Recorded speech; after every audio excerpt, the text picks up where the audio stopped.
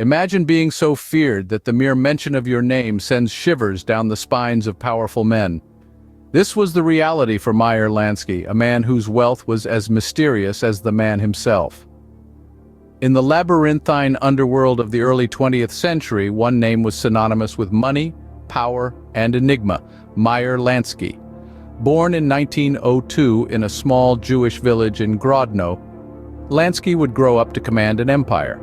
His wealth, rumored to be in the hundreds of millions, was as elusive and mystifying as the man himself. His ability to amass such a fortune while maintaining an unassuming persona is a testament to his ingenuity and cunning. Lansky was not just a man with an uncanny knack for making money. He was a man who understood the art of staying invisible. Despite his enormous wealth and influence, Lansky managed to maintain a low profile, a feat that baffled both his allies and adversaries. His life was a paradox: a man of immense power who preferred to stay in the shadows, a man of great wealth who lived a life of simplicity. With his roots in the humble streets of the Lower East Side of New York, Lansky's rise to power was nothing short of meteoric. His empire spanned continents, his influence reached the highest echelons of power, and his wealth was a source of envy and awe. Yet his name was seldom splashed across the tabloids. Lansky was the epitome of the silent power player, the invisible puppeteer. His ability to make money was legendary. Lansky had a Midas touch, turning every venture into a gold mine. From gambling dens to luxury hotels, Lansky had his fingers in every pie. Yet, despite his vast empire, Lansky always managed to stay one step ahead of the law, his wealth safely tucked away from prying eyes. But how did this man, a Jew born in a shtetl in Grodno, rise to such dizzying heights? Let's delve into the enigmatic world of Meyer Lansky. Meyer Lansky was not born with a silver spoon in his mouth. His journey from a penniless immigrant to a feared mafia boss is a tale of cunning, ambition, and sheer audacity. Born in 1902 in Grodno, now modern-day Belarus, Meyer Lansky's early years were marred by poverty and anti-Jewish pogroms. As a 10-year-old boy, he set foot on American soil with his family and a dream of a better life. But the streets of New York's Lower East Side were hardly paved with gold. The young Lansky had to hustle to survive, becoming a quick study in the school of hard knocks. His first encounter with the world of organized crime came in the form of a street gang. Lansky was not a brawler, but his sharp mind and knack for numbers made him a valuable asset. It was here, in the grimy underbelly of New York streets, that he met Charles "Lucky" Luciano, a name that would become synonymous with the American Mafia. Their friendship was built on mutual respect and shared ambition. Luciano recognized Lansky's intelligence and saw in him a valuable partner.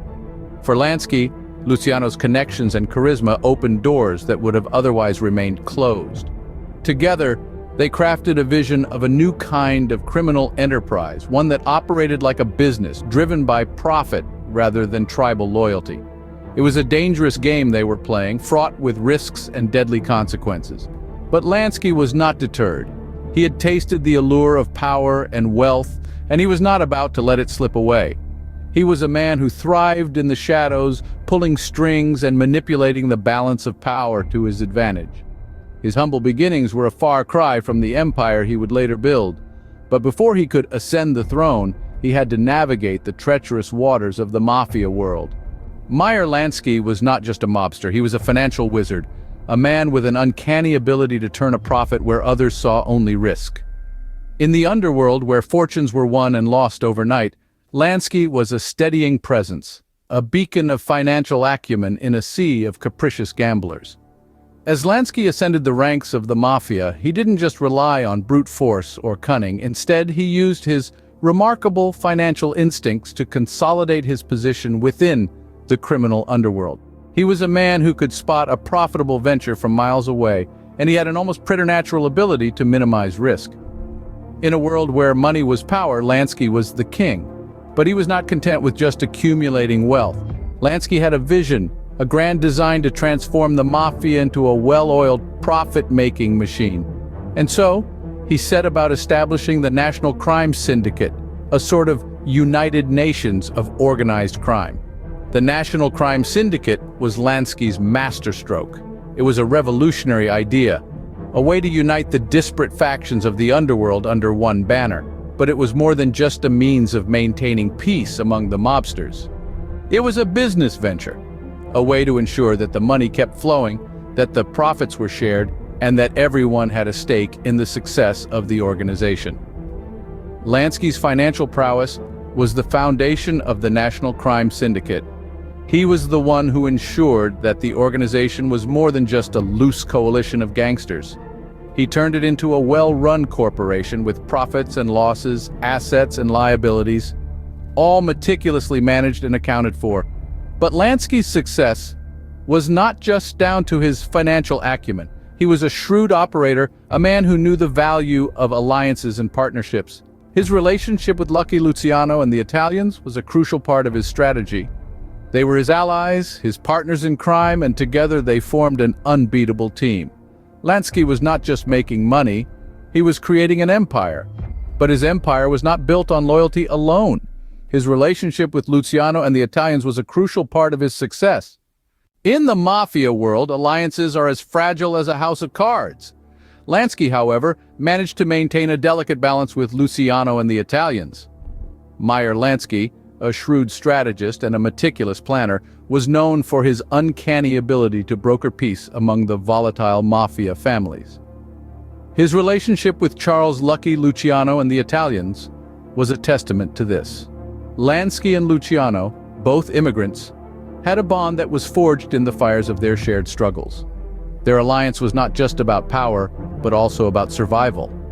Lansky was instrumental in the formation of the National Crime Syndicate, an organization that brought together the Italian and Jewish mafia families. His influence was so profound that he was often seen as the unofficial treasurer of this formidable group. He was a bridge between the Italian and Jewish factions, a role that required finesse, intellect, and an iron will. Lansky's genius lay in his ability to maintain this delicate balance of power. He was the fulcrum on which the syndicate tilted, always ensuring that no single group held too much sway. He was not a king, but a kingmaker, a puppet master who pulled the strings from the shadows. His relationship with the Italians was a balancing act. On one hand, he had to maintain his own power and influence, and on the other, he had to keep the Italians happy. It was a high-stakes game of chess, and Lansky was always several moves ahead, but it wasn't just about keeping the peace. Lansky was a shrewd businessman who understood the value of these alliances. He knew that in the world of organized crime, power was fleeting, but money was forever. His relationships with Luciano and the Italians helped him amass a fortune that would become the stuff of legends. Lansky was a master manipulator, a man who knew how to play his cards right, but his greatest trick was perhaps his hidden stash, a secret that has baffled many to this day. Despite his high-profile status, Lansky managed to keep one secret well hidden, his stash that the FBI never found. Meyer Lansky, the mastermind behind a vast empire, had a secret that even the most diligent of sleuths couldn't uncover, his hidden stash of wealth. Theories abound, speculations run wild, but the truth of its location remains elusive, much like the man himself. Lansky's fortune, amassed over decades of illicit dealings, was rumored to be staggering. Some say it was in the hundreds of millions, others claim it was over $1 billion. But the question that has stumped many is, where did all that wealth go?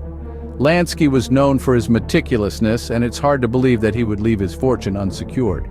Theories about the stash's location are as varied as they are intriguing. Some believe it's stashed away in Swiss bank accounts, a common haven for ill-gotten gains. Others speculate it's hidden in plain sight, invested in legitimate businesses and properties. There are even those who suggest it's buried somewhere, waiting for the right person to uncover it. The FBI, in their pursuit of Lansky, left no stone unturned. They raided his homes, scrutinized his associates, and even pursued leads internationally. Yet the stash remained out of their reach.